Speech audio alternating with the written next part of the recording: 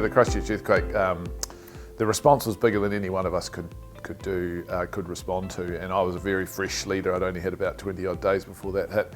And what it was that we realised that there was a series of things we need to do around looking after people, looking after communications, looking after operations, and what we declared as a leadership team was who was the best at what. And we divvied up the tasks. So in my case, my chief operating officer, who had 30 years experience in industry, I said to him, you manage operations, whereas my skill set is really about people. So I took responsibility for the people. So I took care of a lot of that, the staff, their families, etc. And in a way, it gave us permission to act where we were at our best, rather than trying to fumble around and do everything yourself. At Cyclone Gabrielle, we had a worst case scenario with 2 substations underwater.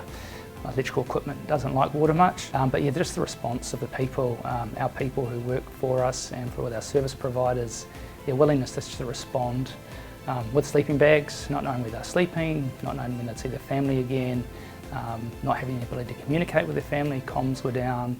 You know, I think there was a term from the crews on this ground, they had warm beer and cold showers, and they were like that for 10 days. I think just that willingness of the industry to respond, to go that extra level. The local community came out, the RSA helped feed our people, local farmers brought their equipment out and helped dig our way into the substation.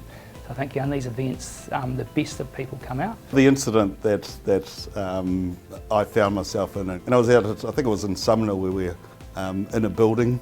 There was about 200 or 300 people in the audience there. I was up speaking, giving a briefing on behalf of New Zealand Fire Service at the time, and our USAR components. And then there was a bit of a tremor. And I'd been there probably about 3 or 4 days.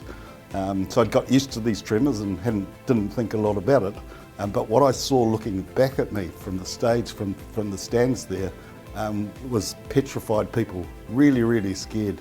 And at that moment, I really understood that I could never understand the shoes that they walked in because I hadn't been there when the actual crisis happened.